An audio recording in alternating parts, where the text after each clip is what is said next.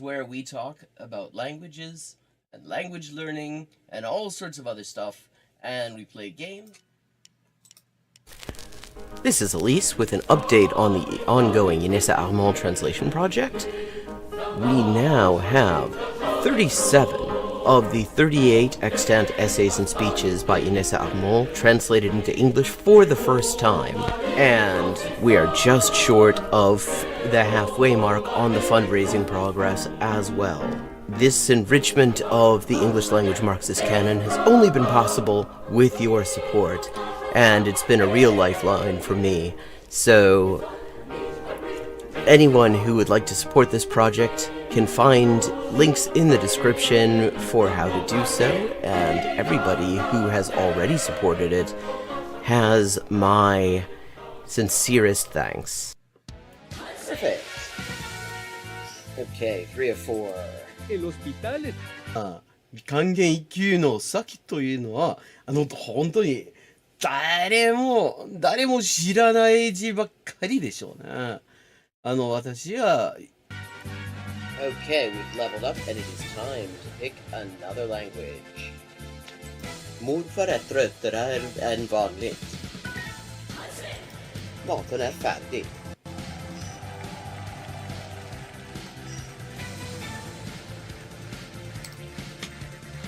And let's see what we're doing when we get back. Greek. We're doing Greek when we get back. Ben neredeyse her gün okula giderim. Uyum. Fun fact. Turkish. Hello, Shakespeare. How you doing? Fun fact, in Spanish, the word for bishop in chess is alfil. And that actually comes from Arabic. Fil. The same word fil as this. Meaning elephant, because the bishop traditionally was to represent elephant units somehow. Similarly, in Russian, the word for bishop is sword, and that also means elephant. Okay. This is Elise with an update on the ongoing Inessa Armand translation project. We now have 37 of the 38 extant essays and speeches by Inessa Armand translated into English for the first time, and we are just short of the halfway mark on the fundraising progress as well.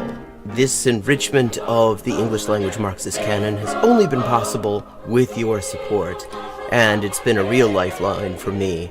So anyone who would like to support this project can find links in the description for how to do so, and everybody who has already supported it has my sincerest thanks. ça, ça, c'est ça, que c'est ça, non ça, c'est ça. Sol chi sa che nulla sa, ne sa più di chi ne sa. Ecco. Bonjour et bienvenue à Hyper Polyglotting avec Élise. Moi, c'est Élise, traductrice, éditrice et écrivain avec 20 ans de travail. Et ça, c'est la transmission en direct ou en jeu des jeux. Surtout GeoGuessr en dernier temps. Et parle des langues, de la linguistique, de l'acquisition des langues. 10-159. Haven't made a huge dent in it, but we're getting there. Okay, gonna do some Chinese now. Nej.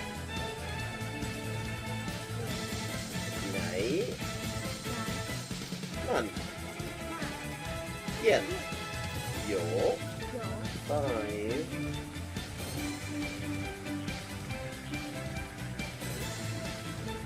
Ducks are drinking wine. Farsi. Okay, Farsi is duck. Hello and welcome to Hyperpolyglotting with Elise. I'm Elise, translator, writer, and editor with 20 working languages, and this is the stream where we're going to play some chess and talk about languages and language learning and all that good stuff. So let's get into it. Get some music going.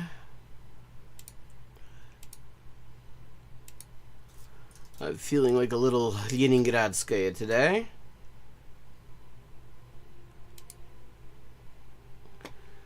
anyone in chat wants this particular performance, there's the link. Also raising funds for the crowdfunded translation project that I'm currently working on, which is an article from the historical archives of the legendary Chilean magazine Punto Final,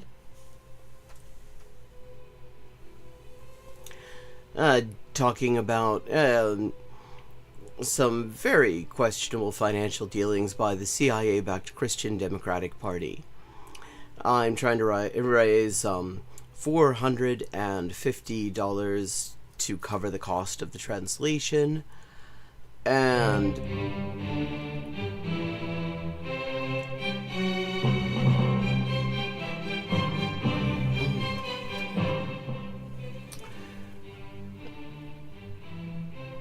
let me just see where we are at this point.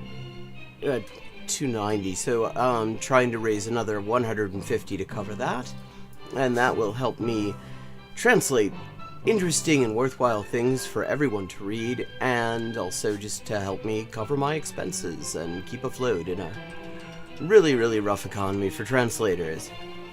If you want to support that, here's a link to where you can do that.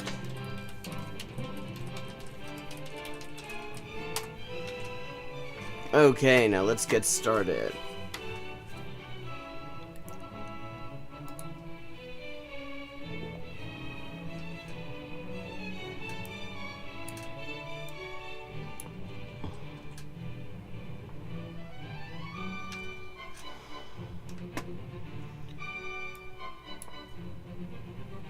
When you put a when you set it on a right to left language, it puts the entire website the other way around, which is vaguely disconcerting.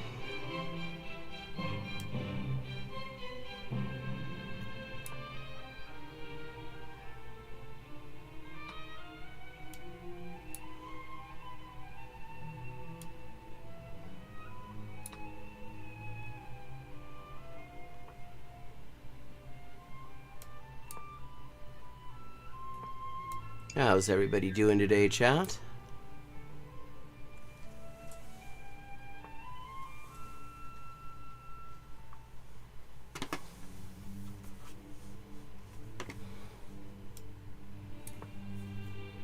Yesterday was, well, at least as far as the chess was concerned, it was a pretty good chess day. A lot of deeply fucked up things happened other than that. But chess-wise, it wasn't bad.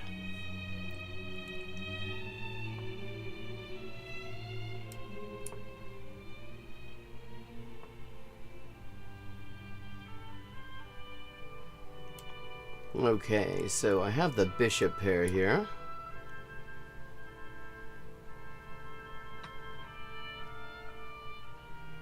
Okay.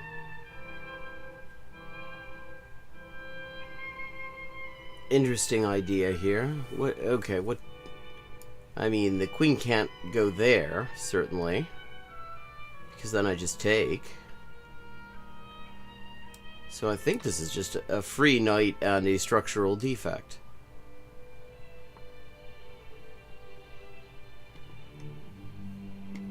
Oh, and there's no knight attacking me on d5 anymore.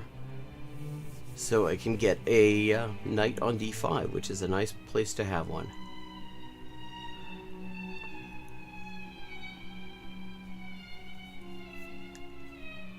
Oh.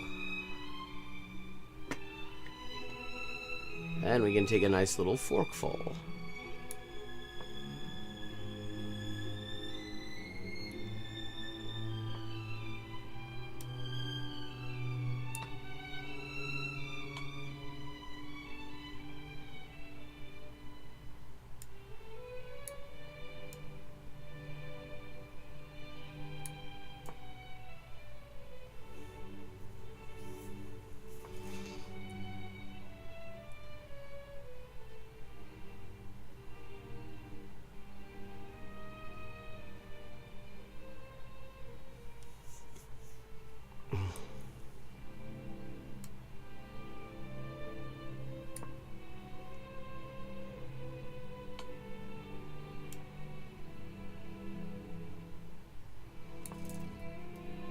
Okay. What's the plan here? I guess the night's coming down. Well, no, the night's not coming down. Interesting.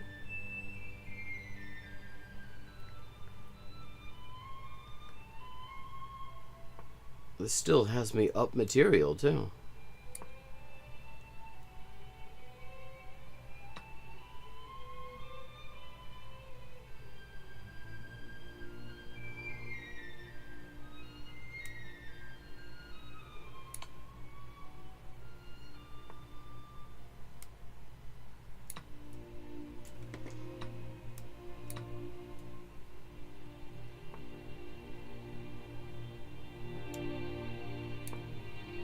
Okay. Not actually unhappy with this. I mean, my king side's kind of a mess, but other than that...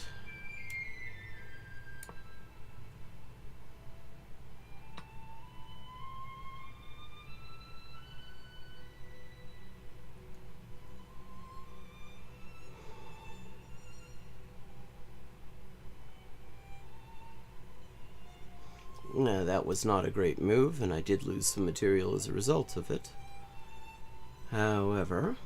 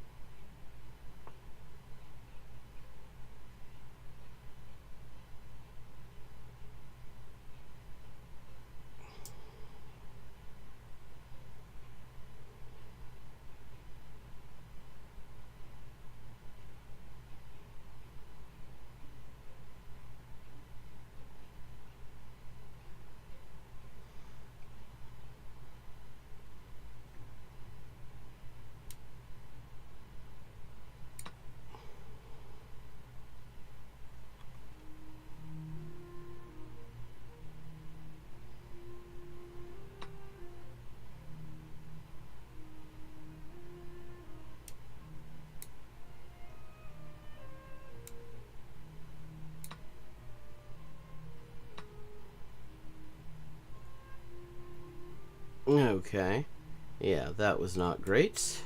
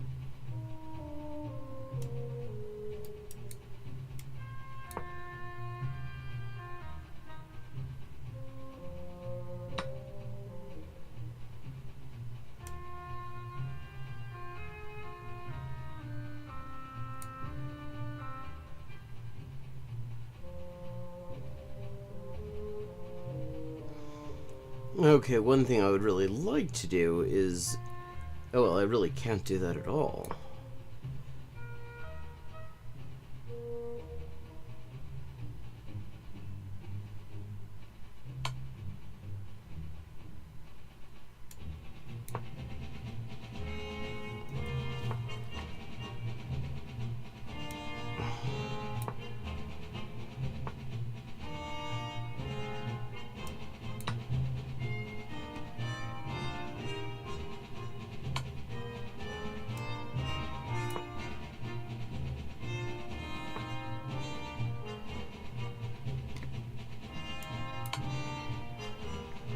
Okay, this is a kind of a dangerous game for black, too.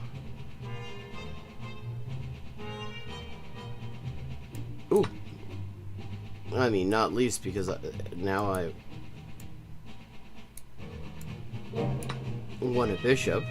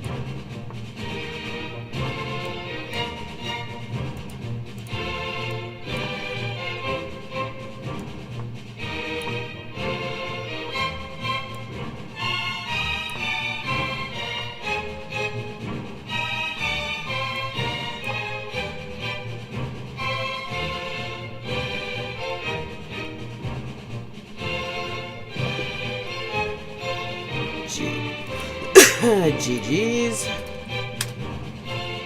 Okay, getting off to a nice little start here.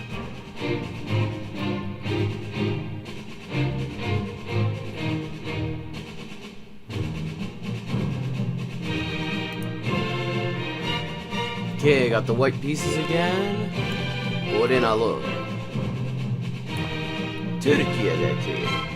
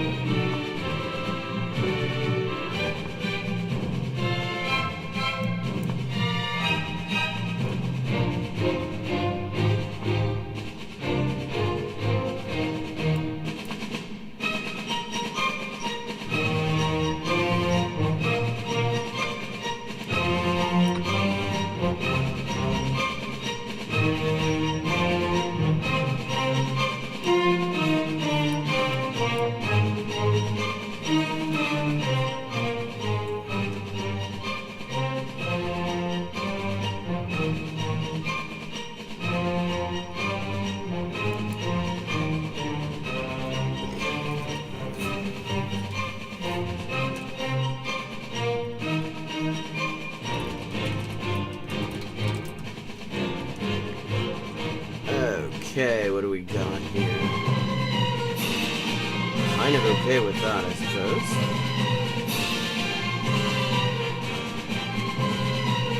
Guess we're castling to safety today.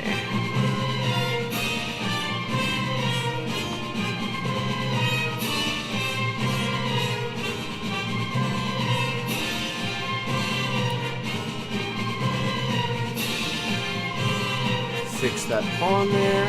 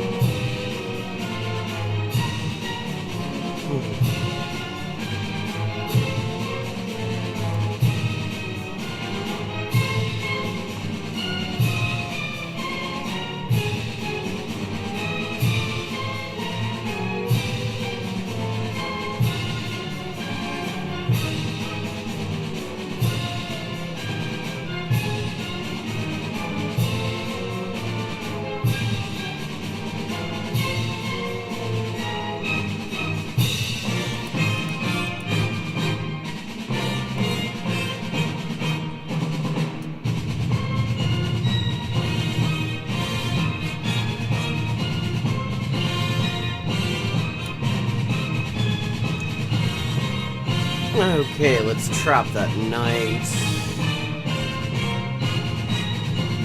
Cut off a few options here.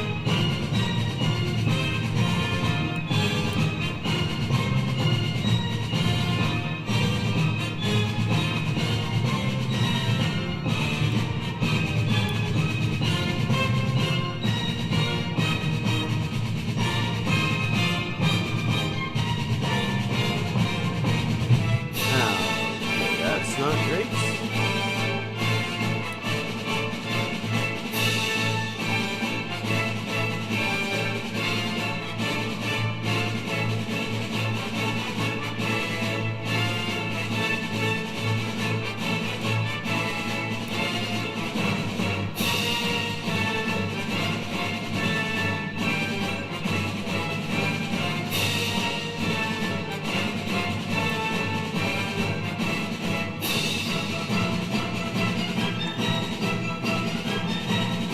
Now, I've taken some compensation in the form of depriving the king of castling rights. Let's take a little bit more.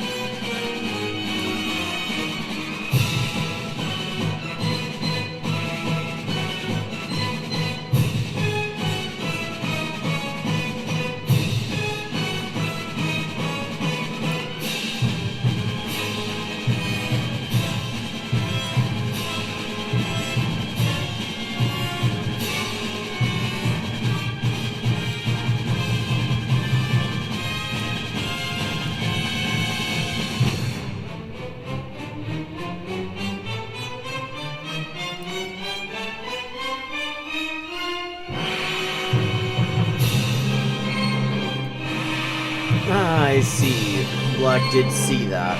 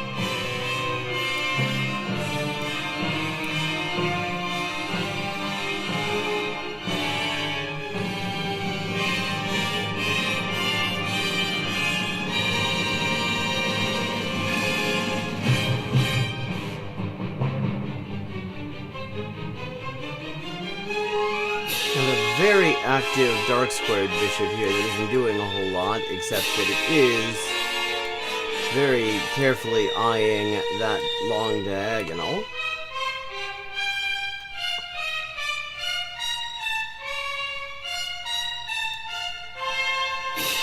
And now we're going to win a rook.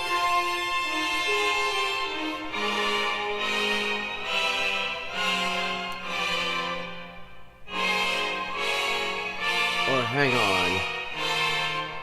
Have I got something better than winning a rook?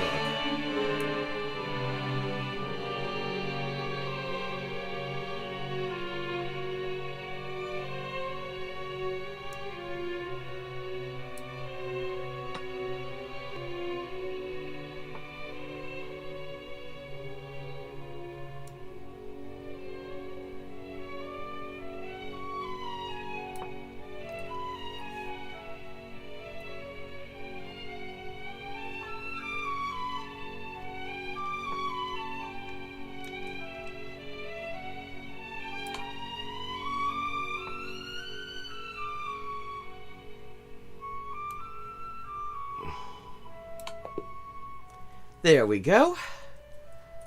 Ah, off to a very nice start, I have to say, today. Wasn't sure. That was looking a bit dicey initially, but found the compensation in the end.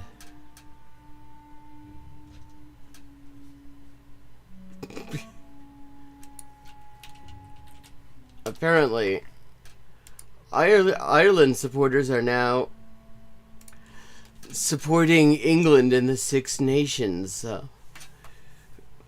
Good friend informs me, because if England win against France, then Ireland win the whole thing.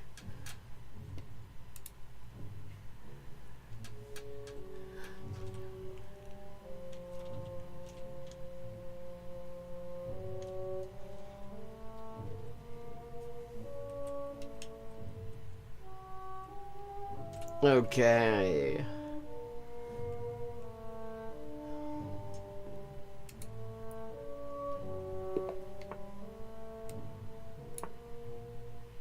Hello, Kitastro.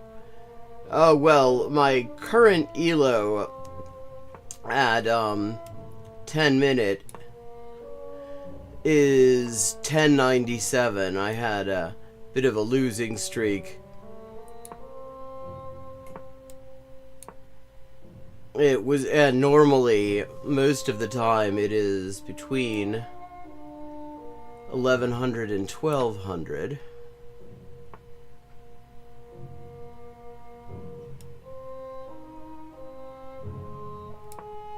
There we go. One of my favorite blunders.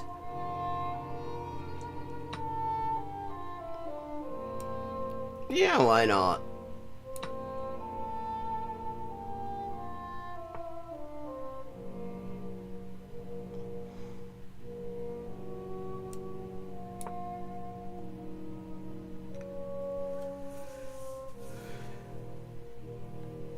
Oh, which beginner are you talking about, Martin?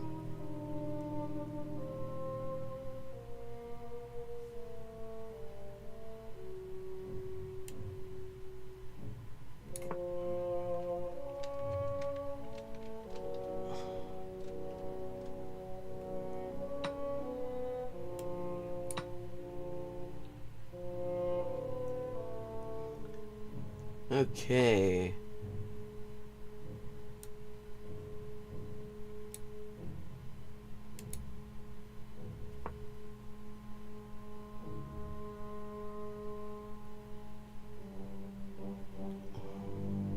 So, early material advantage here. Have to decide how I'm going to take advantage of it. By, like, using Jedi mind control techniques and causing my opponent to resign, apparently. Like, you won with a nice tactic, the Clanker says to me. Which is... I mean, I guess you could say that. I mean, the tactic being that my opponent resigned, I would say, really prematurely. Like, yeah, you will see GMs, if they blunder a piece, end up resigning or something like that because they're playing against other GMs. Nobody should be resigning at this level because you can always, there's almost always going to be some opportunity to make up for whatever you screw up.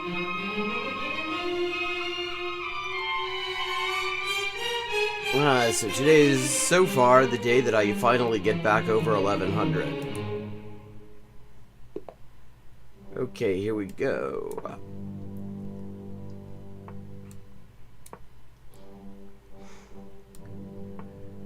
Shostakovich seems to bring me luck.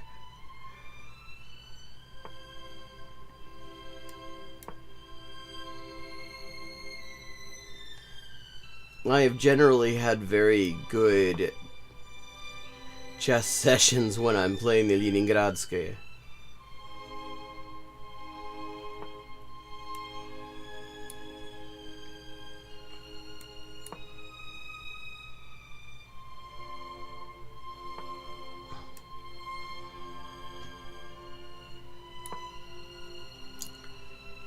Okay, ganz Sicherheit to Castle.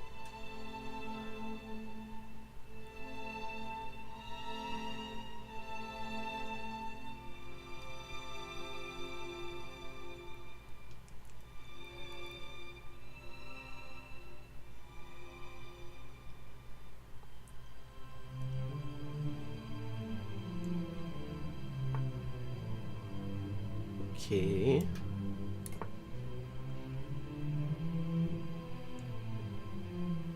No, wat zal ik nou...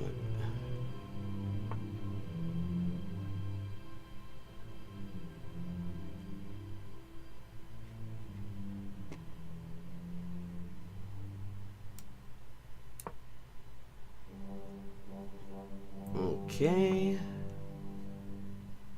Let's hit an als connected.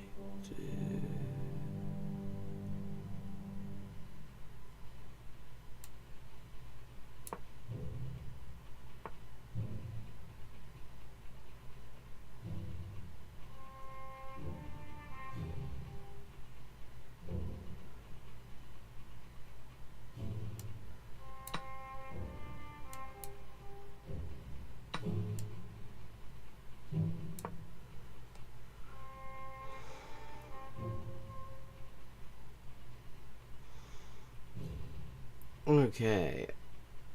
Now my opponent has the bishop pair. Had the bishop pair.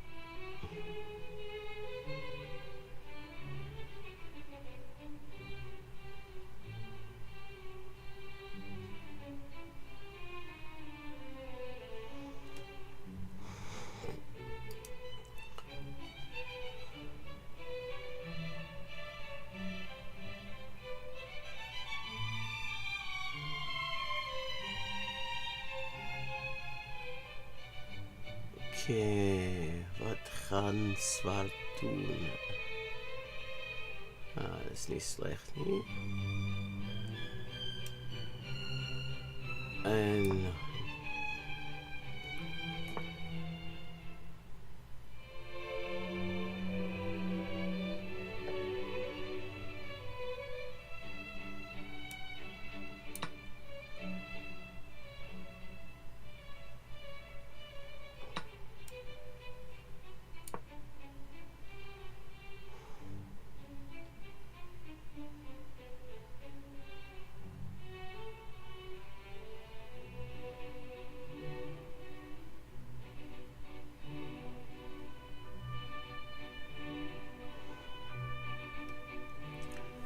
Okay, we're going to try to dismantle the kingside pawn structure a little bit.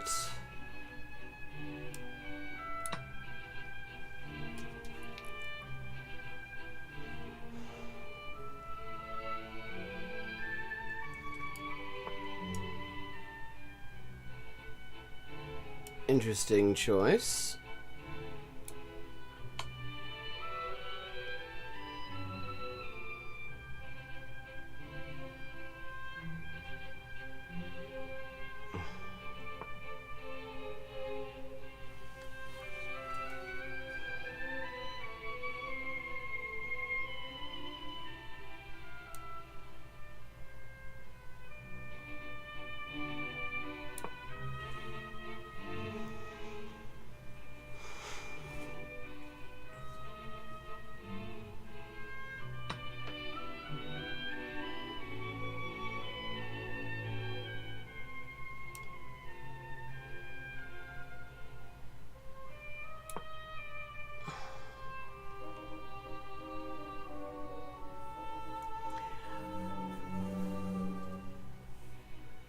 I have my moments.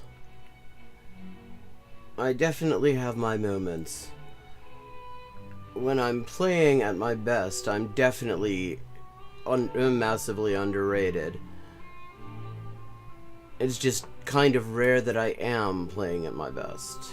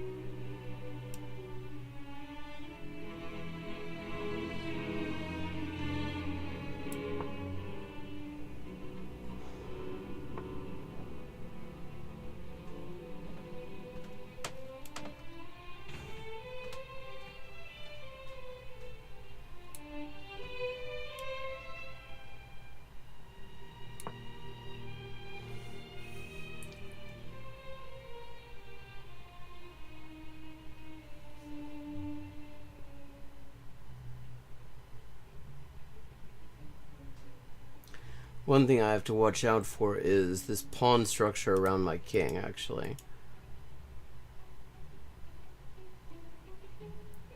There are ways that this queen could actually mate me if I don't create a little space for my king, or mate black in advance of that happening.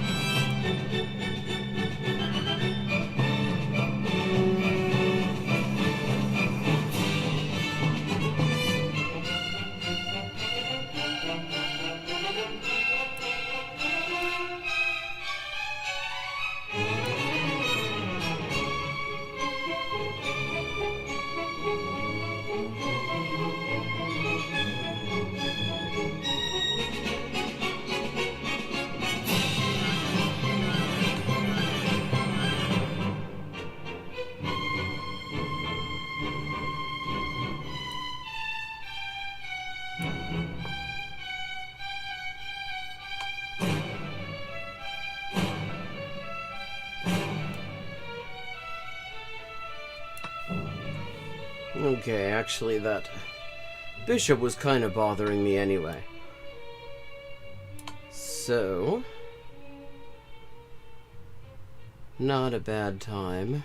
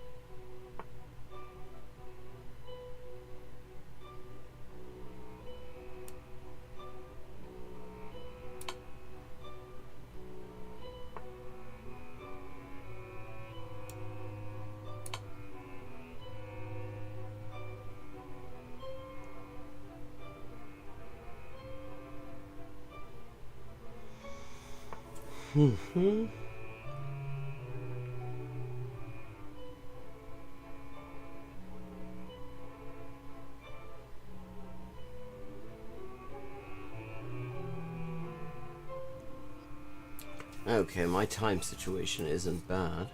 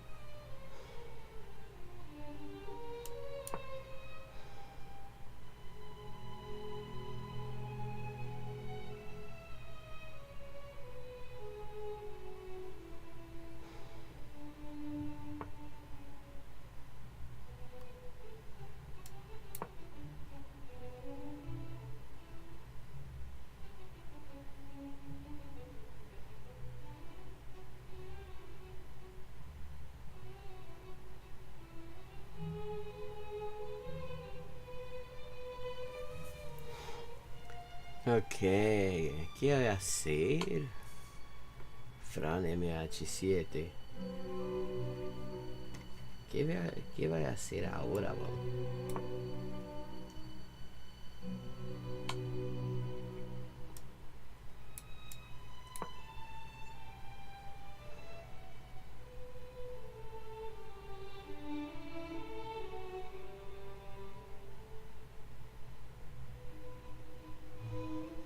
I think that ends all of the useful checks.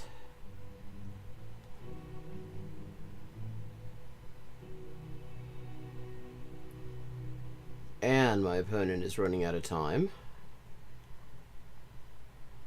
So now... And no dive spawns.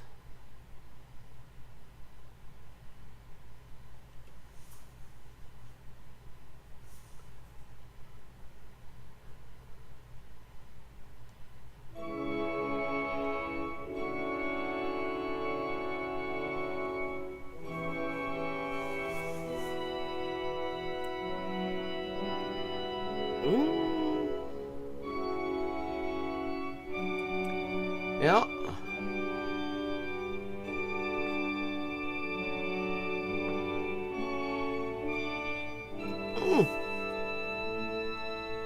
Okay.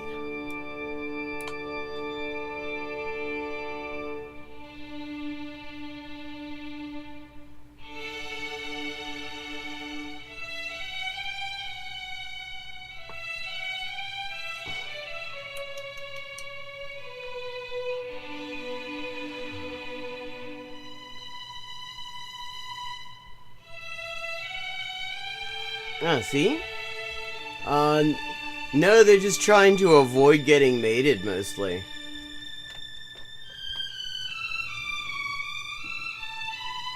Ah, there we go.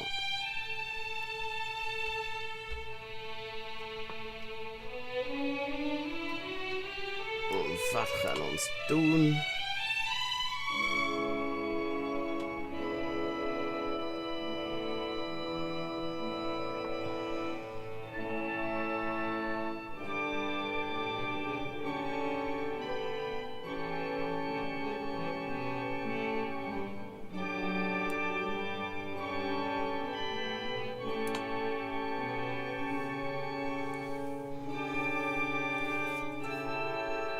Eu também.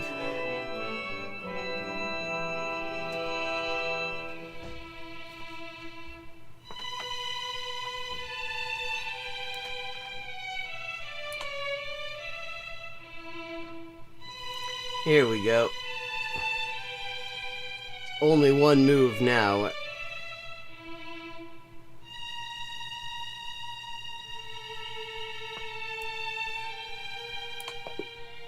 GG.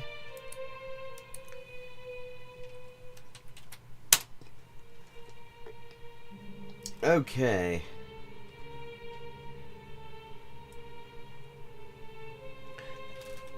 I am going to take a little bio break now. I'll be back in just a few minutes.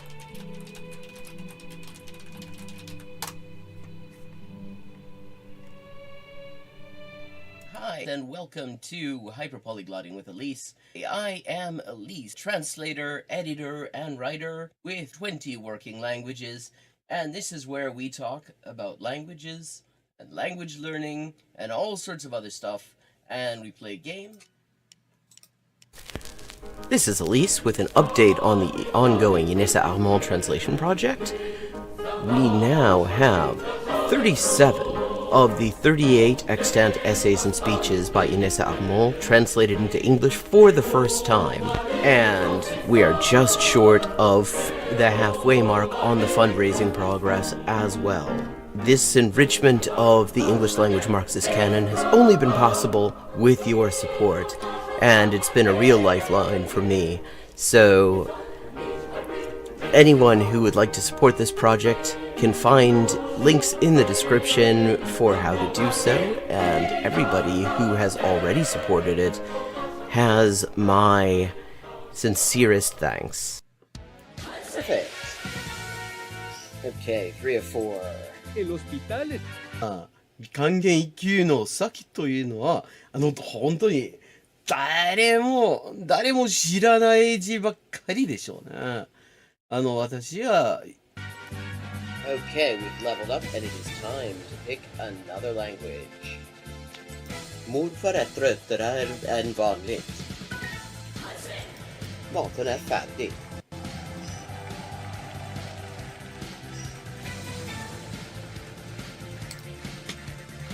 And let's see what we're doing when we get back. Greek. We're doing Greek when we get back. Ben neredeyse her gün okuldayım.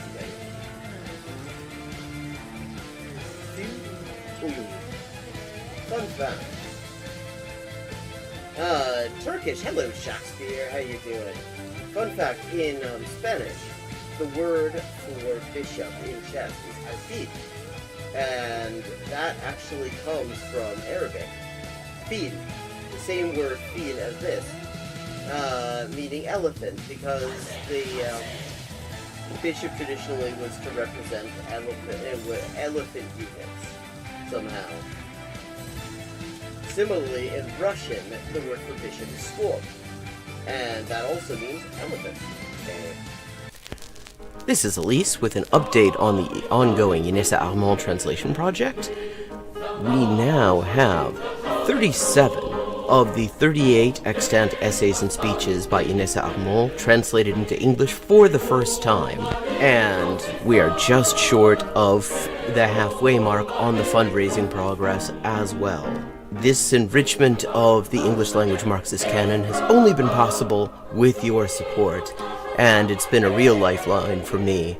So anyone who would like to support this project can find links in the description for how to do so, and everybody who has already supported it has my sincerest thanks. Ça,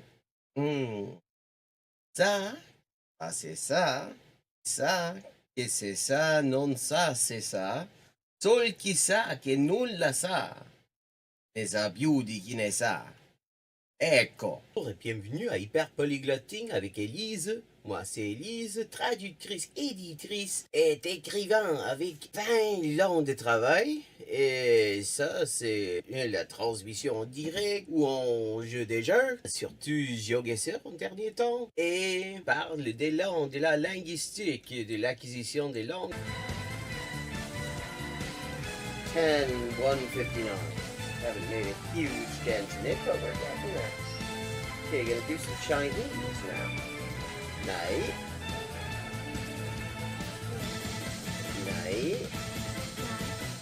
Come on. Yeah. Yo. 5.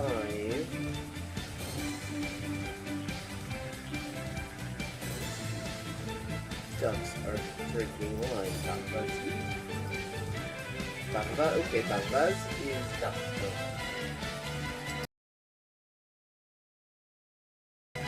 Now level up. Let's see what the XP situation is now. 10,340 out of 12,500. And as always, viewers can choose my next language for me just with a follow and a $5 to my Patreon. Sotto le frasche del capanno 4 gatti grossi stanno. Sotto 4 grossi sassi, 4 grossi e grassi gatti. Un généreux déjeuner régénéré des généraux dégénérés. Un généreux déjeuner régénéré des généraux dégénérés. Facile. Sì, ecco, la gente è la cosa che mi dice la gente, sempre che scoprisci che quante lingue parlo, io sempre avevo l'impressione, diciamo, di che non era così, non era tan così, ma poi, dopo di aver visto qualche poliglota in YouTube, una delle cose che avevo scoperte era giustamente che la metodologia usata da quella gente poliglota che non avevo mai conosciuta prima, era più o meno la stessa metodologia che usavo io. I buy a computer or what? And here's another example. I like to point these out. For this word for or sounds vaguely like Hogun and the Hok in Hogun in Korean or Waku in Japanese. And I'm back. And yeah, feel free to challenge me.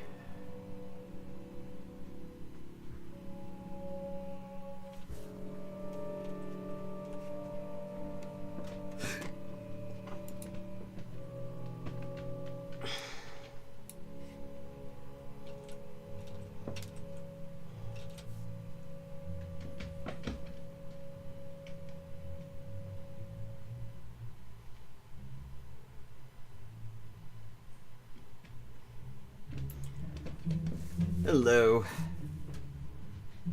You may be hearing the sounds of an excitable dog overhead.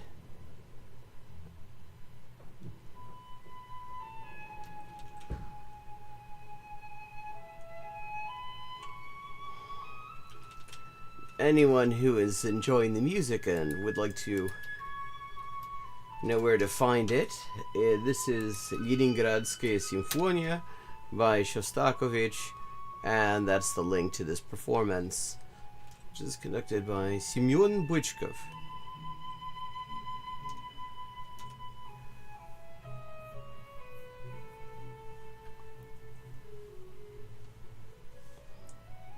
So feel free to send me a challenge, Kedastro.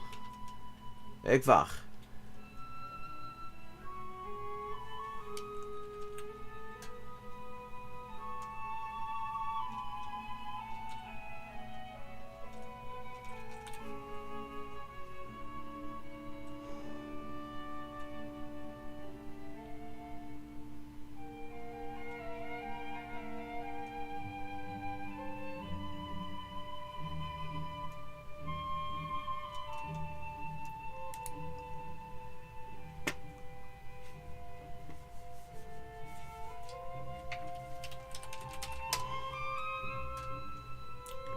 Put it in chat.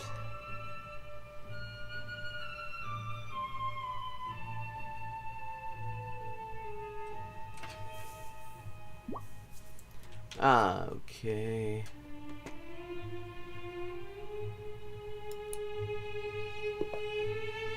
Okay, here we go.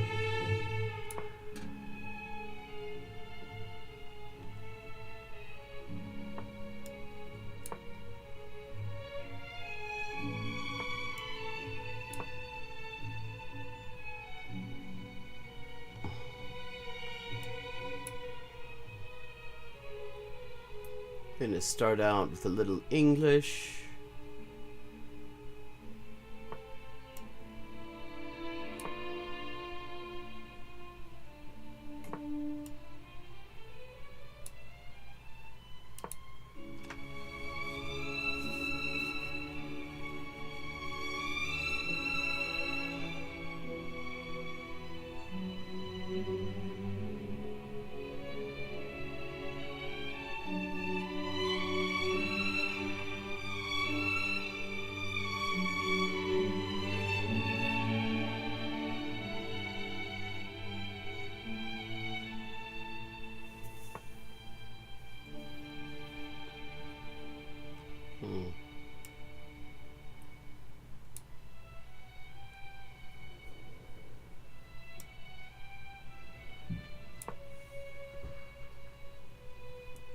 Farchanie mak. Naniósł gila.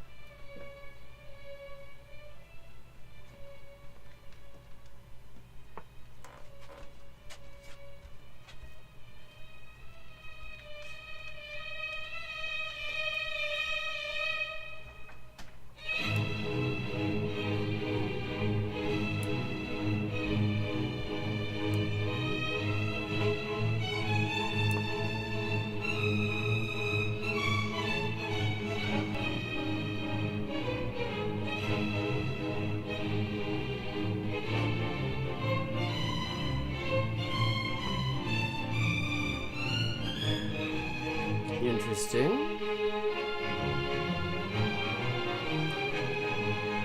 Fini very fattat issi.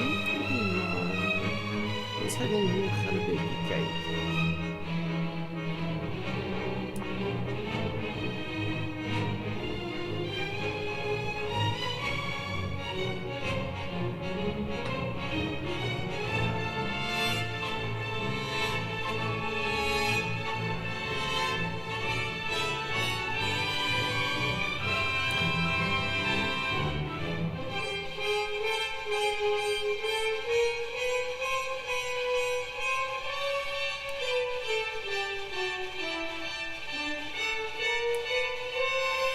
Okay.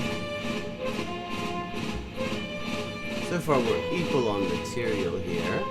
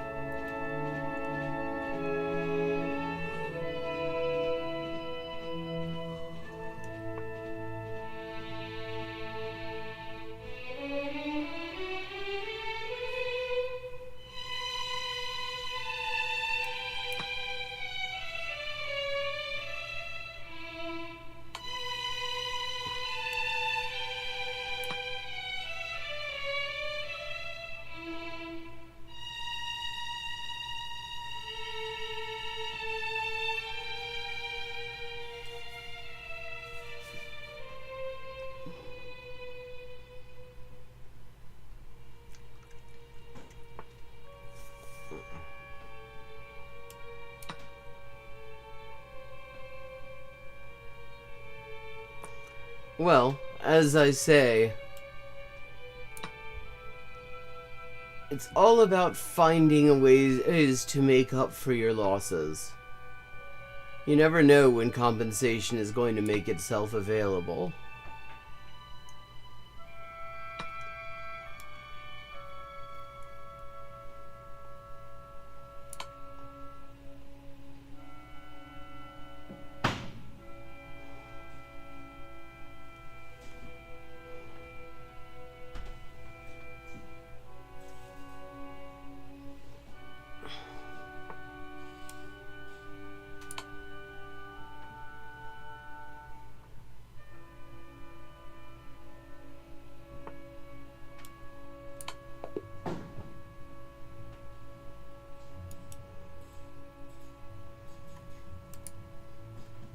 Okay. Good game.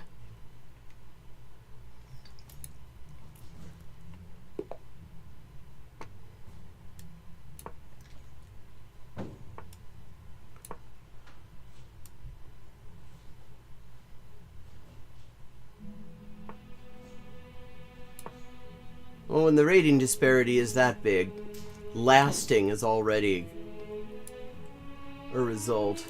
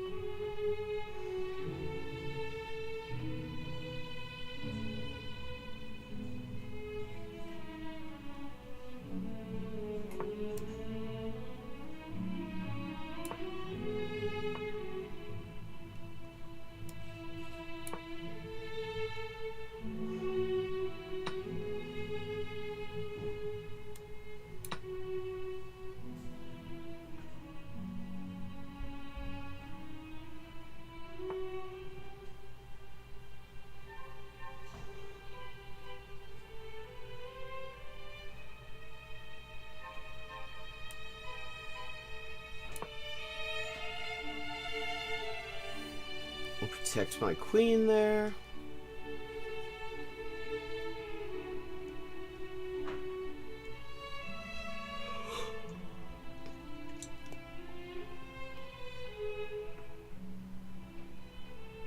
Because I don't really want to trade queens this early.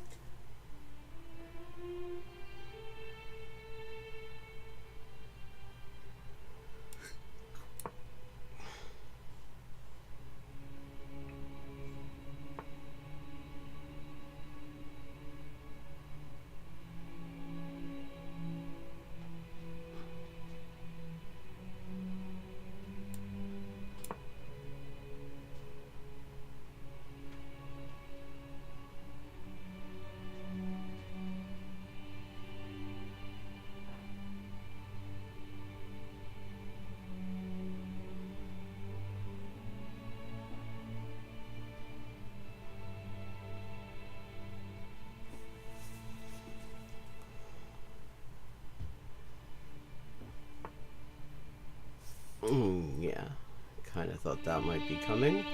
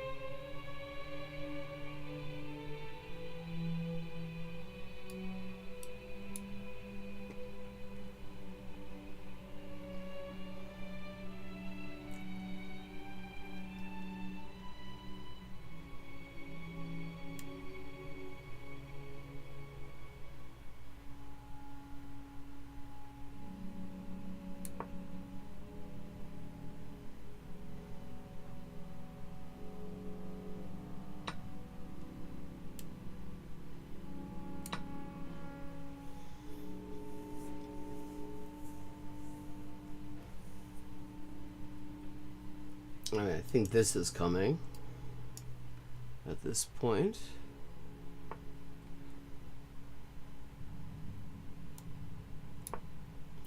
Hello, Badger. How you doing?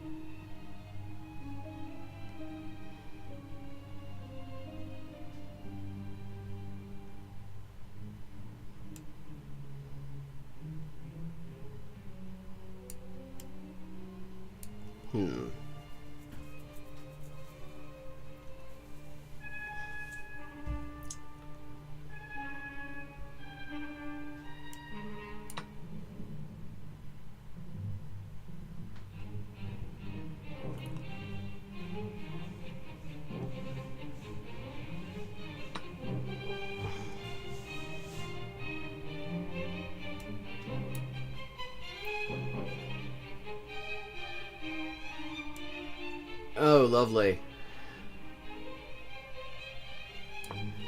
I did a bit of walking too.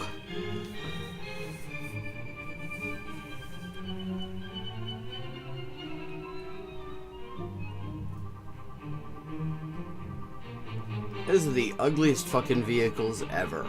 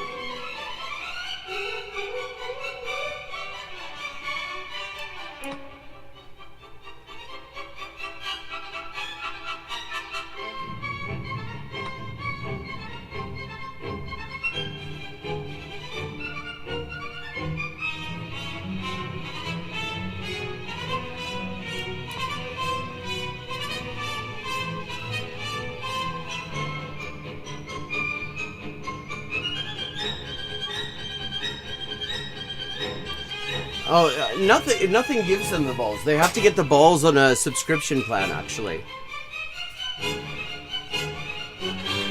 It's something like $2,000 a month for the balls.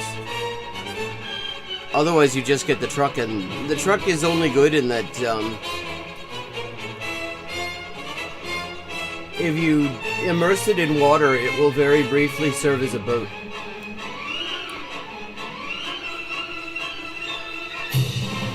But only very briefly.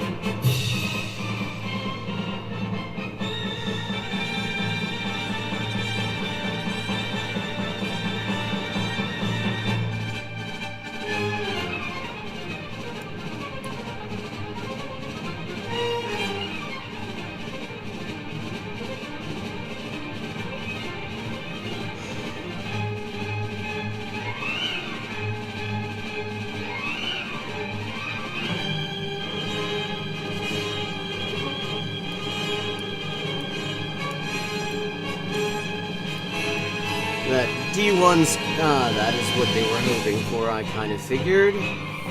Fine.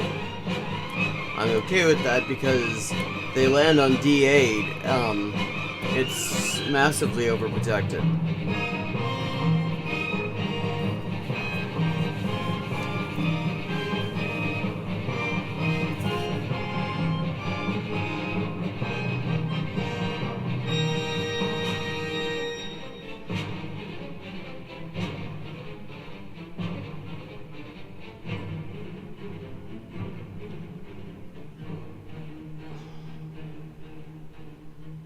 I mean, what, are they going to advance the pawns in front of the king?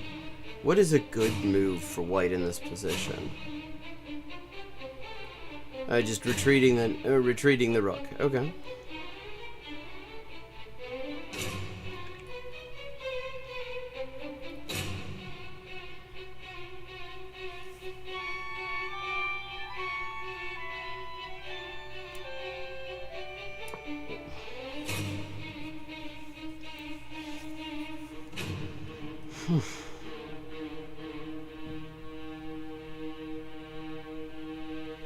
Yeah.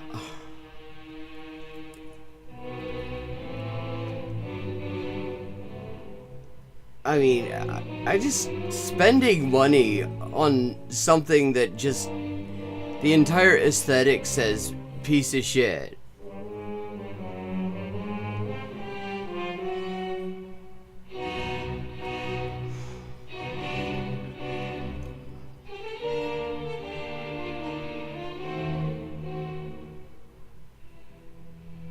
Except that it also sort of says that it looks like it's vaguely modeled after a Rattle APC as well, which is also just lovely.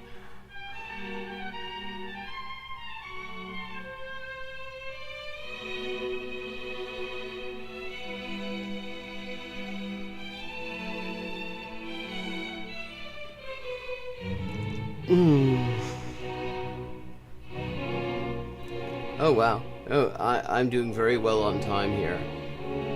My opponent is really just not sure what to do.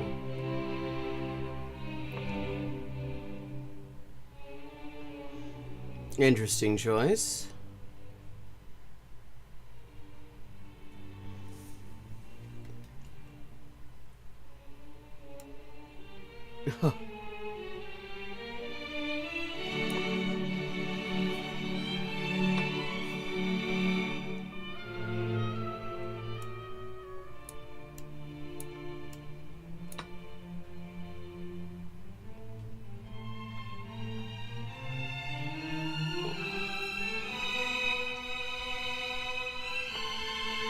I will say, I've seen them be more peaceful than this.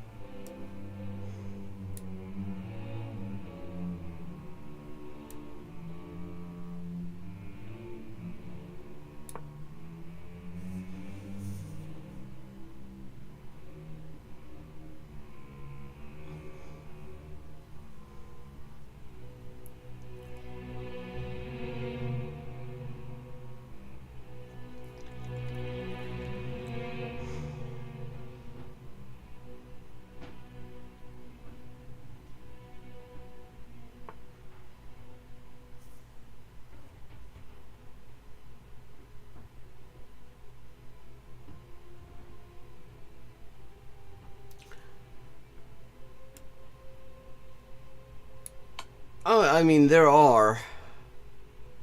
There definitely are. It is very much an uphill sort of thing.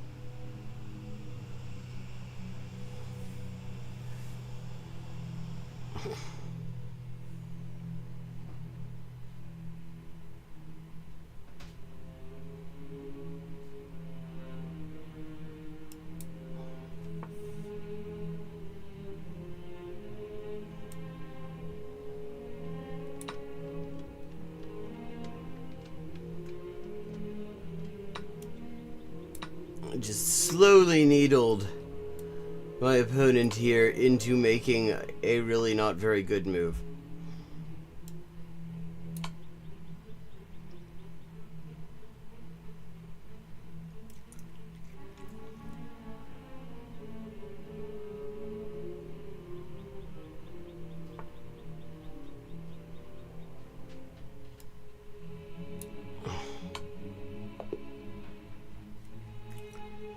GG's.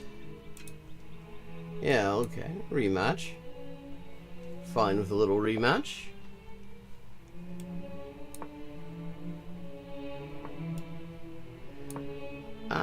Playing the symmetrical Sicilian. The most annoying line if you know how to play it.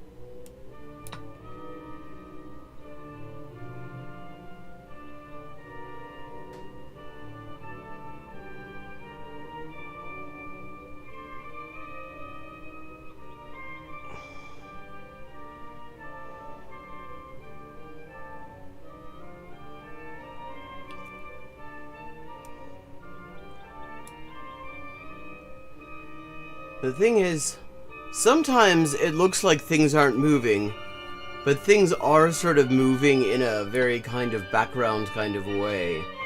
It's just that it takes a while before that actually really kind of accelerates. If you follow cricket, it's a little bit like that. There's stuff happening even though it isn't obvious.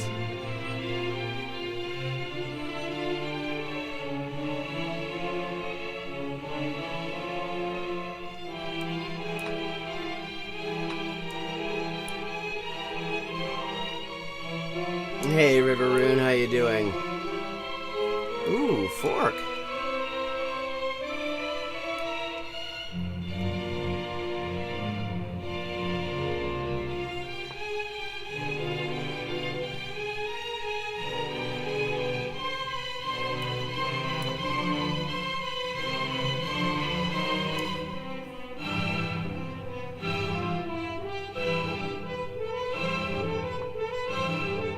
Yes, cricket the sport.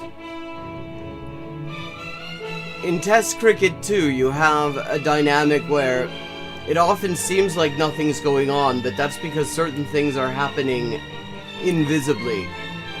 The bowler's getting tired, the batter's getting tired, and then eventually a whole bunch of wickets fall as a result of that, but it takes a little while.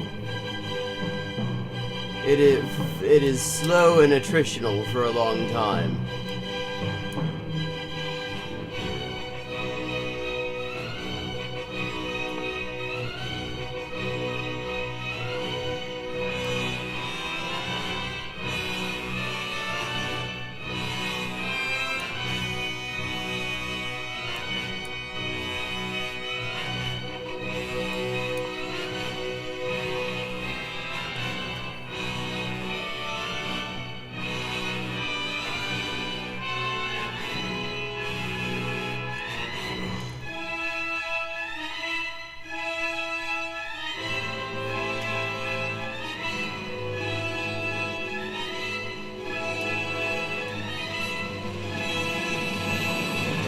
Yeah, exactly.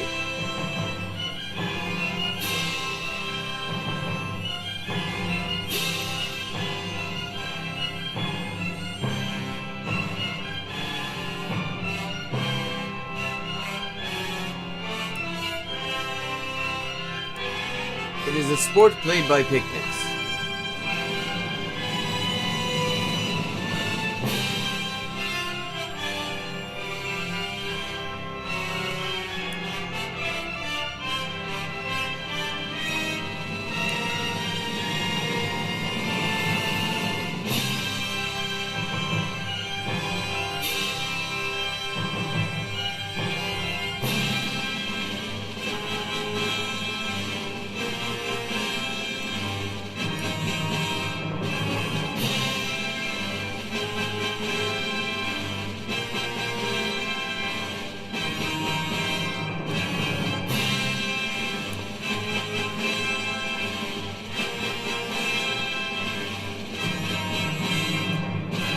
Don't have the massive time advantage, at least for the moment, that I had last time. But that may yet come. Hoping and actually making it happen, I would say. Some combination of those two things.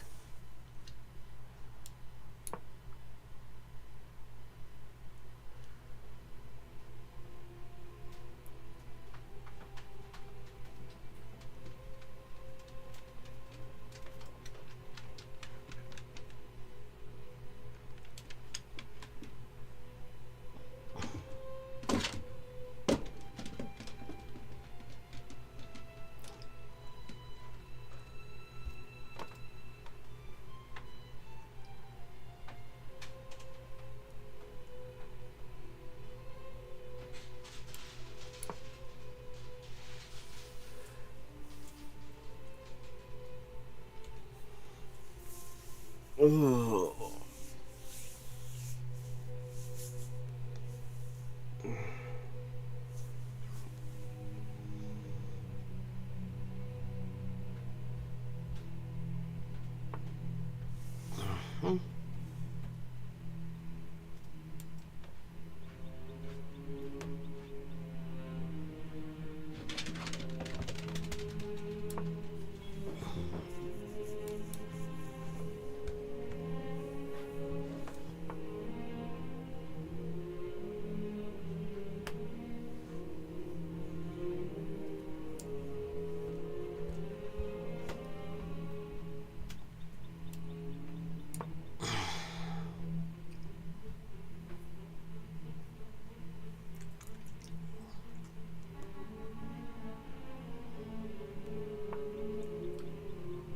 Hey, what was I?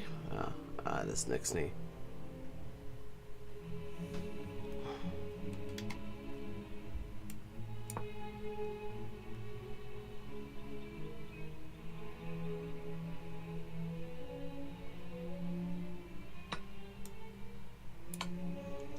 And a free rook.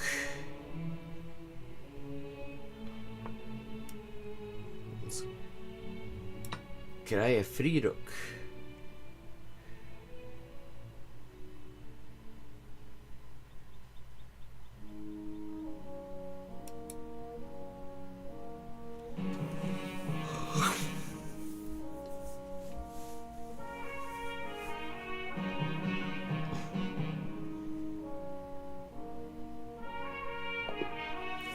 Okay, GG's. Okay, that was like the best chess session I've had in a very long time. And with that, we're going to switch gears and look at some video stuff.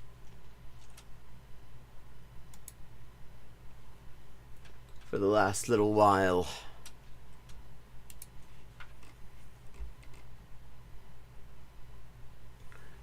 Okay. Thought we might start out. Evil Dia asks, is Polyglot YouTube going to SH1T? Well, I think we should find out. Let's investigate.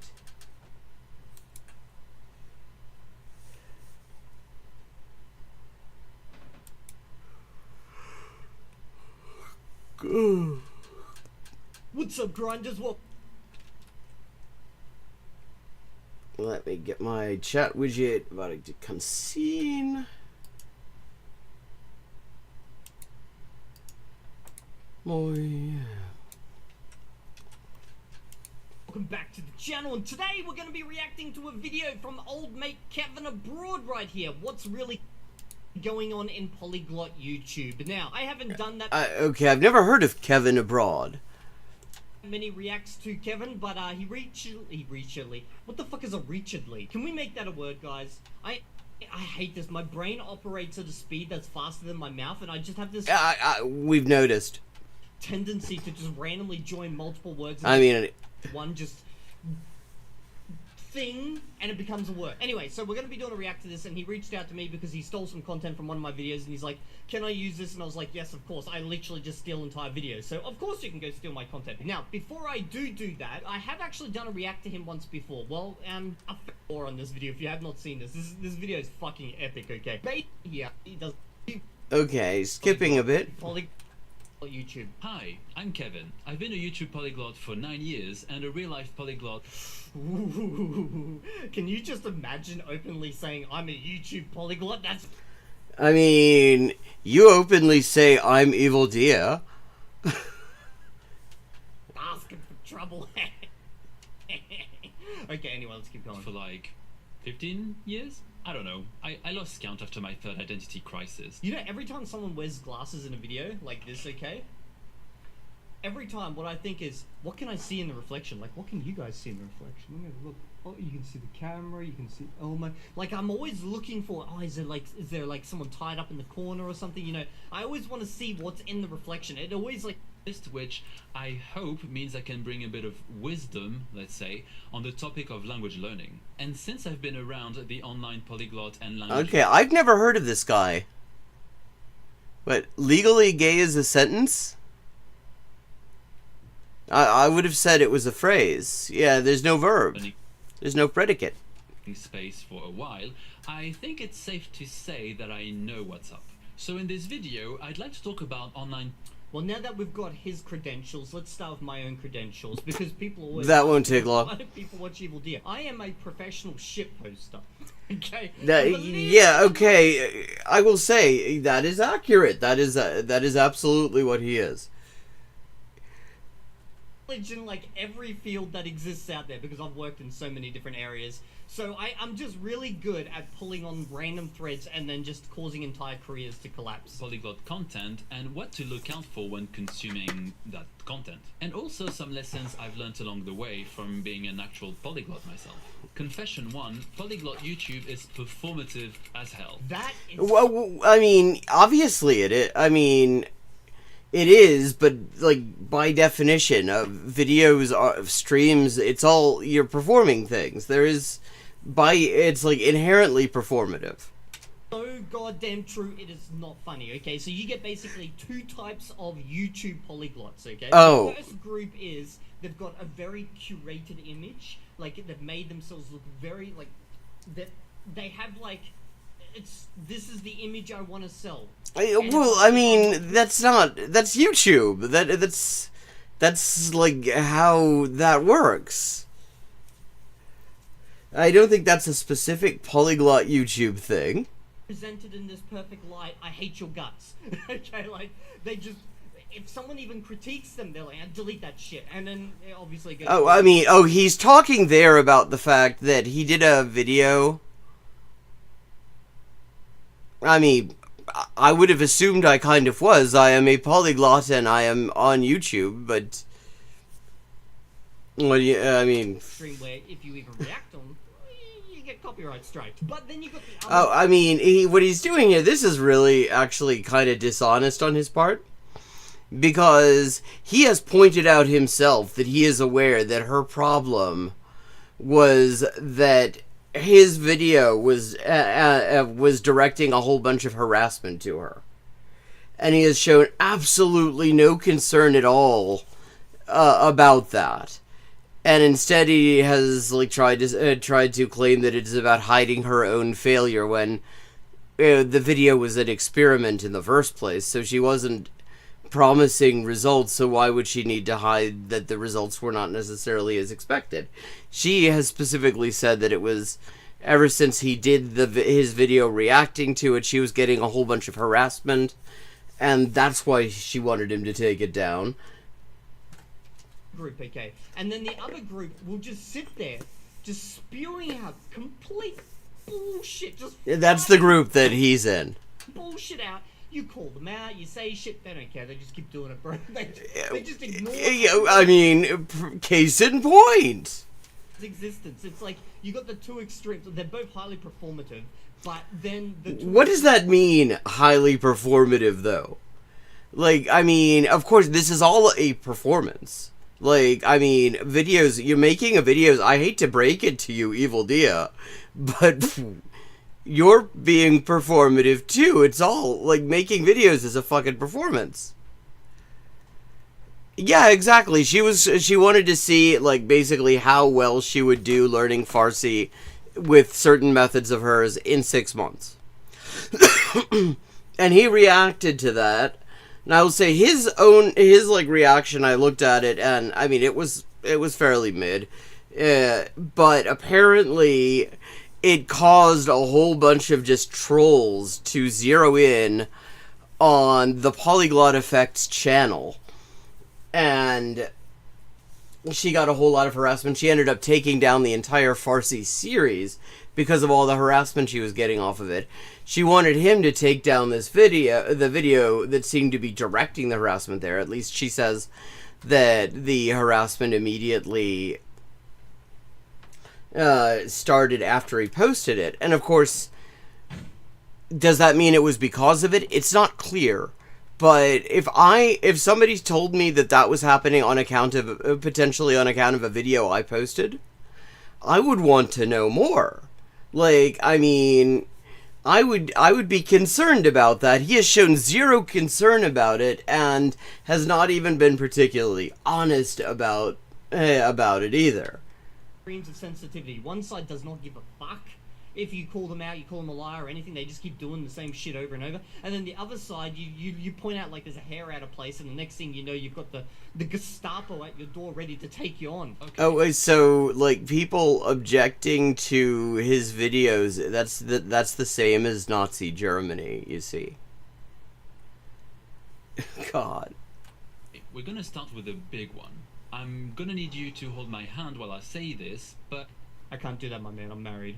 If my wife catches me holding hands with a random YouTube polyglot, there'll be trouble. a lot of the language learning videos you see online are basically bullshit. It's charisma plus clickbait plus a title like I learned Spanish so fast it feels illegal. Yeah, I mean, and very true, there is a lot of stuff that is bullshit. And I will say, like, one of the halfway worthwhile things that Evil Dia has done, the only reason I actually became aware of him in the first place, was that he had called out some of that bullshit. Yeah, she is absolutely living rent-free in his mind, and he just, like, will not acknowledge that maybe there was a real concern that she was dealing with, and that maybe he could have handled that in any way better. Hello, Brian. I was gonna say some random shit, but then I was thinking about what he's saying. You know, it's charisma. Have I got that? Check. It's like stupid ass thumbnails. Have I got that? Let me check. Look at that guy. You got me with my stupid ass. I mean, I will agree. His thumbnails are ass. Me doing these stupid ass facial expressions. I mean, yeah. Me look like I'm dying. Yeah, okay, I got that. And then, like, the titles. Now, my titles aren't that bad, you know. Yeah, I mean, compared to a lot of YouTube, his titles are not as bad. I mean, YouTube titles, the ones that are really trying to get into the algorithm, are the worst fucking titles ever. I mean, and it is... The fact that the algorithm selects for the shittiest possible titles is an interesting data point about the way that this platform is run. ChatGPT, why China's so much better than Japan? I could be a little bit pushing along the edge there, but you know, I've got most of that, which means I probably fall into the bullshit category. And oh yeah, you do fall into the bullshit category. You must be a genius. Okay, no, I don't get that. No one thinks I'm a genius. No lie detected. It's for sure. Meanwhile, if we are being honest, most of the time they are probably A2 in the language, which is not bad, of course, but it's misleading. I feel like people don't realize how ridiculously easy it can be to seem fluent online. That is very true. And I will say, like, a lot of people have done that video. But yeah, it is absolutely true, especially seeming fluent to people who don't actually know the language is the easiest shit ever. Because people have a very low standard a lot of the time for what they think fluency is. Like, there are languages that I speak a little bit of. And when I speak them, like Farsi is one. I speak a little bit of Farsi. I would never claim fluency in Farsi. I have a very rudimentary knowledge. I would like to learn it better. I occasionally make attempts at it, but that's where I am. But when I do it, people are just fucking blown away, and it's like, holy shit, you really speak Farsi? Don't be modest. And it's like, no, I'm not being modest. I know some words, and I can pronounce them quite well, and I can kind of string a sentence together using the few words I have, but that's it. It just sounds really good because I'm pretty good at pronouncing things. Kind of reminds me, okay, you guys have probably all done this. Like, I work as a programmer, and you'll watch like a TV show or something, and then there'll be like a hacking scene, okay, as a programmer. My favorite in that genre remains the NCIS one. You know the one that I'm thinking of? I don't, where the goth hacker girl and some dude who apparently he has the high score in all of the main role-playing games is the way they introduce this guy to his hacker cred. He has the high score in all the main role-playing games, and the two of them share a keyboard to like de-hack the NCIS computers. And it's like, yeah, that's not how any of that works. Like, there are writers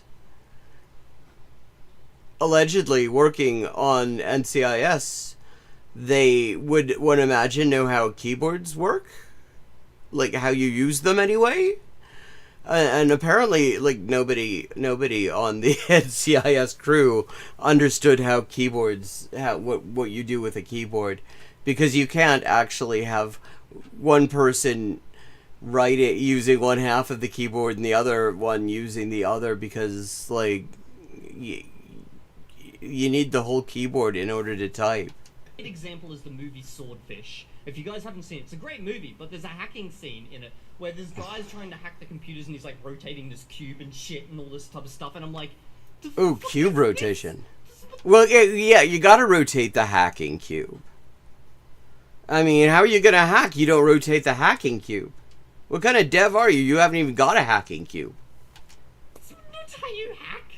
Or like any scene in a movie where it's like, oh, they're like jumping through the VPN connections to backtrack to the person, and it's like, no.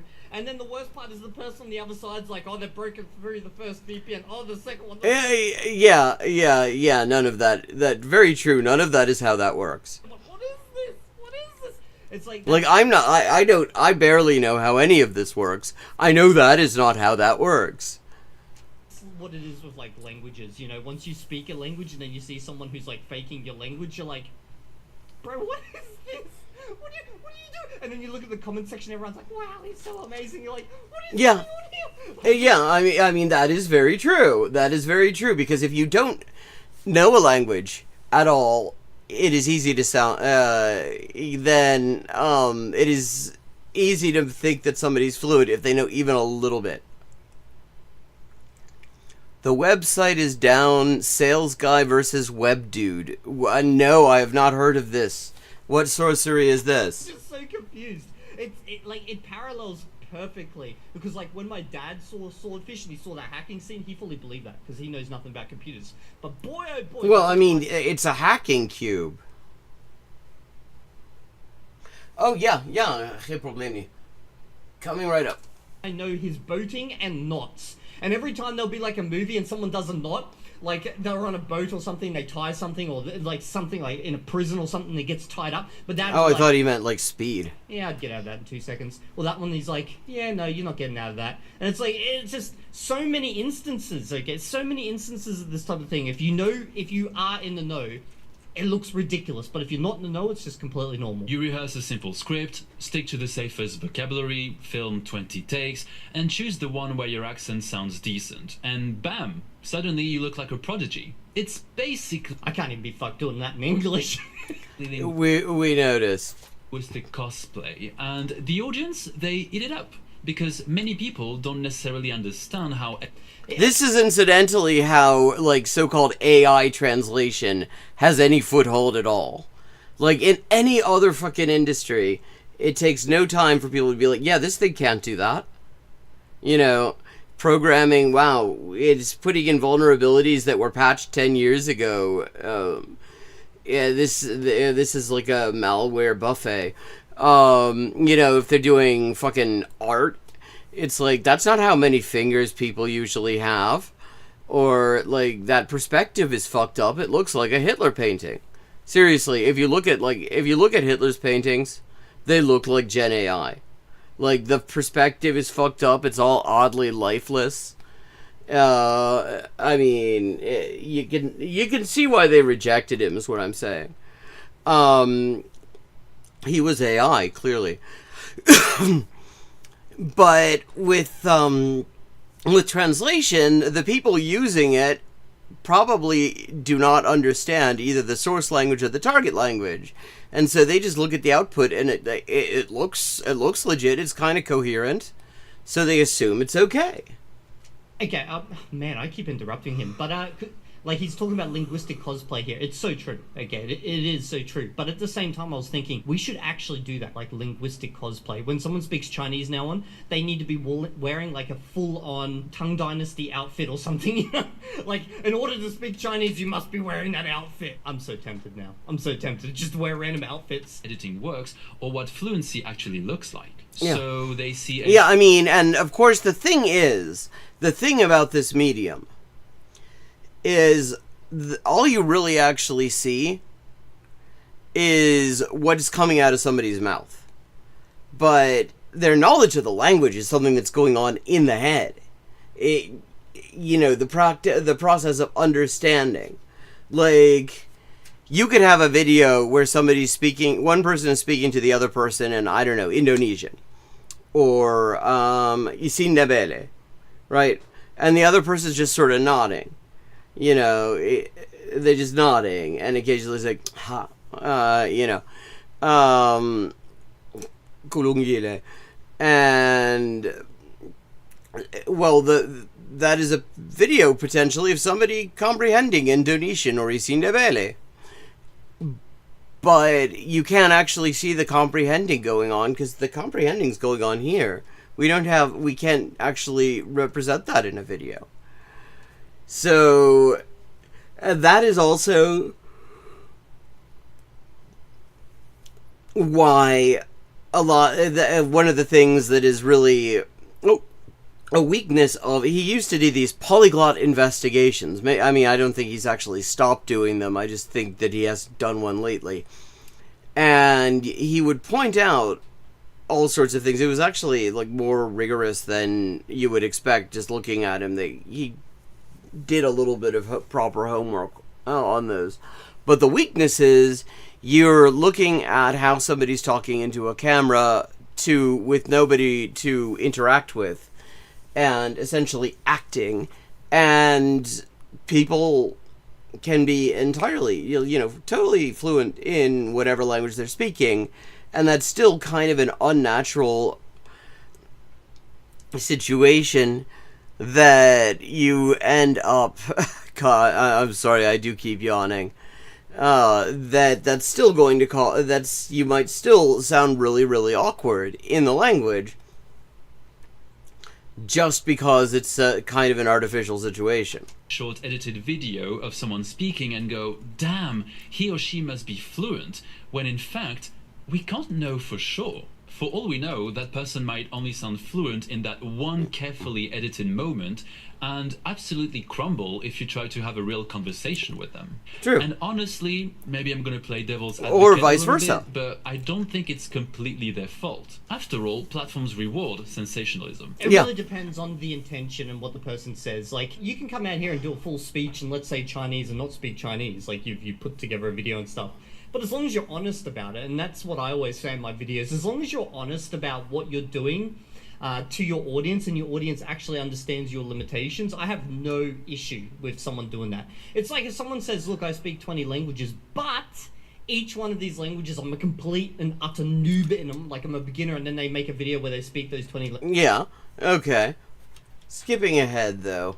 There's not a whole lot of time left. I want to see what other stuff we talk about, because this is ground we've been over on this channel many, many times. Weird ass, mental or medical condition which just allows them to associate languages with numbers or something. I don't know, like, I'm just making up shit right now. But there'll always be like that edge case, and I'm like, yeah, but you're not that edge case. You're not that guy, okay? It's exactly like that mid case. Wait a second. I said the exact same. Of how people see polyglots online is that they usually see them as naturally gifted. But Yeah, I mean, and that is a thing. I mean, even before online was a thing, that was a thing. Because most people have absolutely no real idea how to go about acquiring languages. They've seen how it's done in school, and that didn't work for them, because it doesn't really work for anyone, for the most part.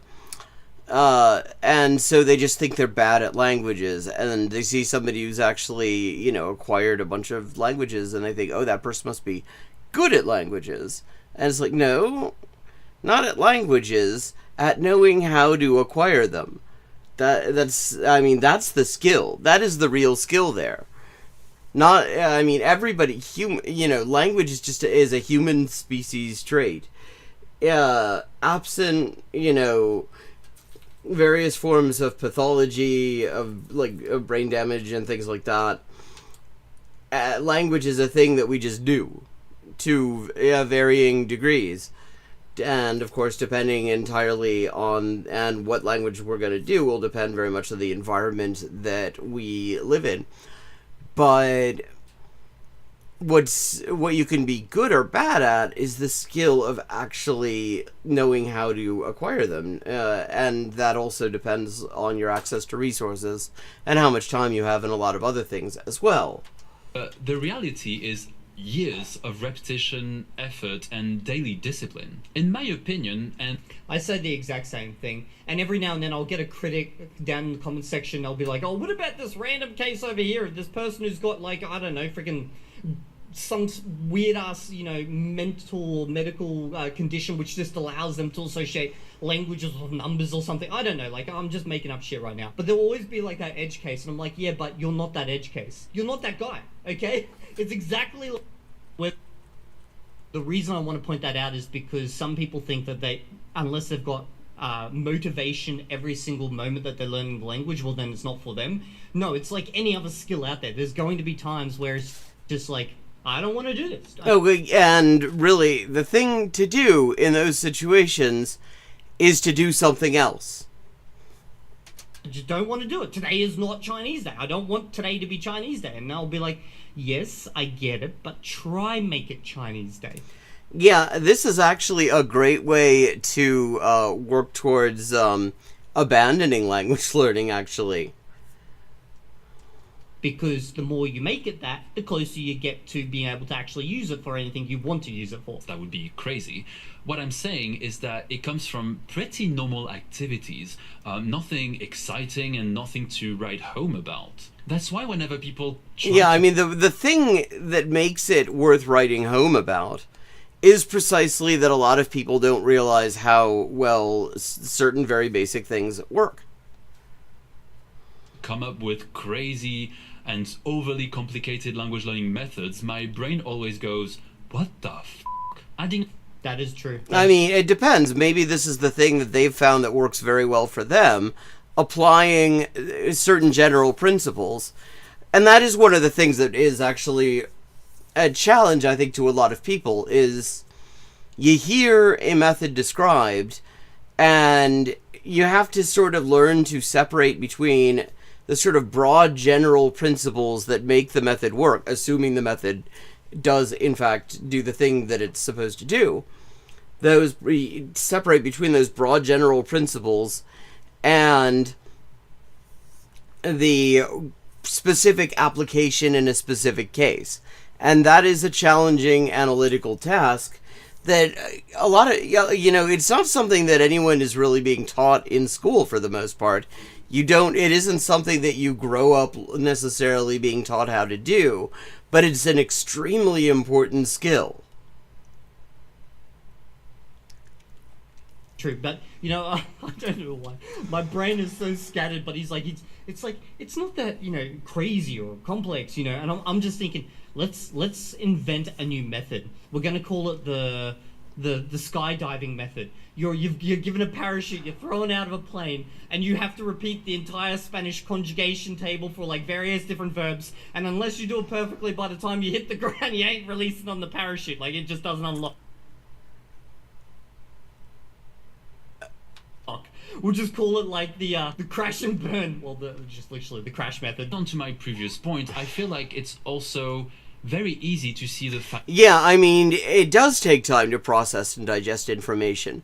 And sometimes, if you find yourself dreading what you're doing in terms of language learning, it may be that you should probably find a different way of achieving the goal that particular that particular activity is supposed to be getting you to. Maybe maybe the book that you're using sucks. Maybe there's a better book out there. Maybe there's something more interesting out there that could achieve the same purpose. And it's always worth like continually evaluating these things.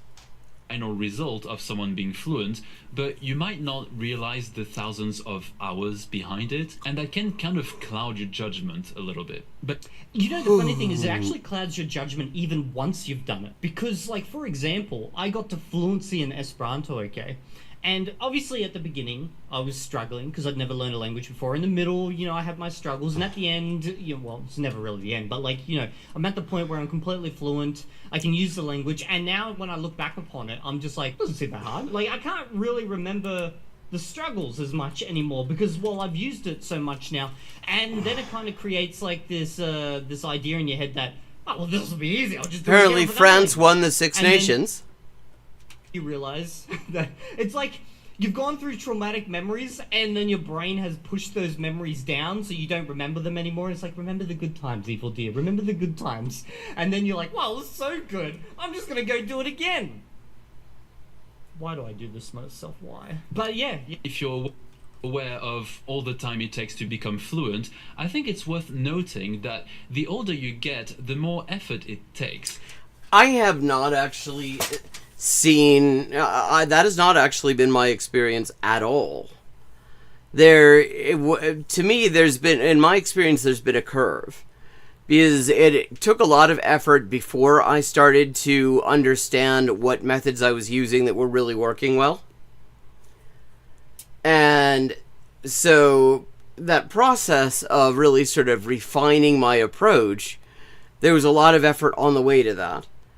But languages that I have acquired since really understanding my specific application of input-based methods, like the optimized version for me personally, the effort has actually been less than previous things. It's more dependent on the availability of resources. Not in the sense that your brain gets older and less able, but more in the sense that life gets in the way. Well, that is certainly true.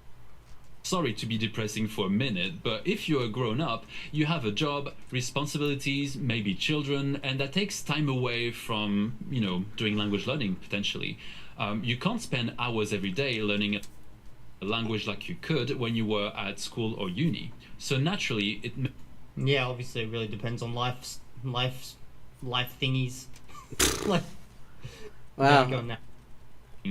Life thingies, yes. Confession number 3: beginners can easily be fooled. Okay, yeah, very true. This confession does tie into the first one a bit, but when you don't speak a language well, it is ridiculously easy to think someone else does. Eveldia, a great polyglot colleague of mine, I thought when he said evil deer, he was going to use me as an example. You look at this guy right over here. Now, everyone hears him speaking English, and they just assume that he speaks it well, but little did you know. Makes a lot of videos debunking polyglots pretending to speak, I don't know, 20 languages when they really don't. And he made this great video about this guy. That is the video from which I heard about him in the first place. Thumbnail. By God, that thumbnail is just amazing. I swear to God, there's probably 500,000 people walking down the street right now. If they saw my face, they'd go, "Hey, that's that speaks 46 fluent bullshit artist, Muhammad Akram." Who teaches French online. Akram. I mean, he teaches other languages, but whatever. And he literally doesn't speak French well at all. Or any of them, actually. C'est le même de parler un peu de langue romane. Le français, c'est clairement ma préférée dans cette famille. On dit que le français, c'est la langue de la mort. La langue de la mort. The language of the I am dying. Dans le monde entier. La grammaire est pas trop compliquée, mais la prononciation, c'est pas facile. Le français, c'est facile pour les Européens, mais pour les Indiens, pas vraiment. Honestly, it's wild. And he does What? in other languages as well. And I'm really... And the only reason I ever did that video is because he tried to fake my language Esperanto. Guys, if you ever want to fake a language, don't fake Esperanto. Because Yeah, I mean, really, I have to say, like, that one I was cool with because he was trying to make money teaching people those languages. He had a whole language school where he was going to teach people to speak French like that. There are, like, people who paid money to speak French like that. if you do Fucking use Esperanto in Pepe Le any way, Pew every shit. single Esperanto speaker in the world will watch that. Because they're like, oh my god, someone's recognized us. Let's go watch it. And if they realize that you faked it, they'll be like, this is war. language teacher. I actually heard just recently. Ooh, my computer just beep beep beep at me. I heard just recently that he deleted that video. I guess it finally got. I would. And to me, it comes down to basically... Yeah, exactly. It's like, on the one hand, there are certain fundamental principles that are kind of always there in any method that's going to work. But how you apply them in a particular case or to a particular person is the real challenge. If you're a beginner, you don't have the tools or the knowledge to judge if someone's speaking well or not. That's the thing. Yeah, I mean, and also, even one of the things that can really trick you, people will sound like they're speaking really fast if there is a long distance between words you kind of recognize. And since people go by like fluent, when people are trying to judge fluency in a case where where it's a language they don't know, they're kind of going on how fast and flowing it is, like literally fluent in the sense of flowing, because they've got nothing else to go by.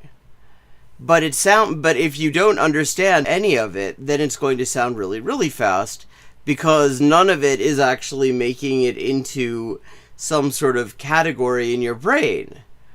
So it will all sound very fluent. Anything can sound very fluent if you don't speak the language at all. I feel a lot of people don't realize it's so easy to look legit to non-experts. If the accent sounds I mean, ask OpenAI. really correct, if the person speaks confidently, if the video is polished, boom, you assume authority, Absolutely. You assume fluency. But confidence is not the same thing as competence. This is why polyglot YouTube can be so misleading. A beginner... That whole confidence is not the same thing as competence. That could be applied to so many industries. Oh, like the entire AI grift. And people of various different groups. Oh god, I can already see the comment section. Can't tell the difference between rehearsed, memorized, surface level speech and actual fluency. So someone can speak absolute chaos French, but as long as they... That sounds fucking epic. Chaos French. I was just thinking, like... Yeah, that's a great phrase, actually. Chaos French. Yeah, it sounds very mathematical somehow. But I just noticed the time, and it is time for me to be wrapping up. Thank you to everyone who joined in. I hope you enjoyed the stream. I hope it was interesting and stuff. And if you would like to see what has been translated so far in the current crowdfunded translation project, let me just give you a little link so you can do that.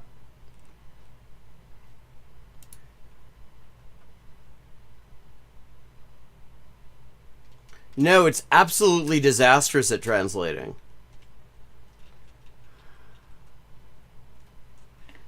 Here we go. Here you can find the translations that have been done so far. And if you want to contribute to the project, you can do that here. Have a good evening. I will be back at 4:30 p.m. U.S. Eastern Time this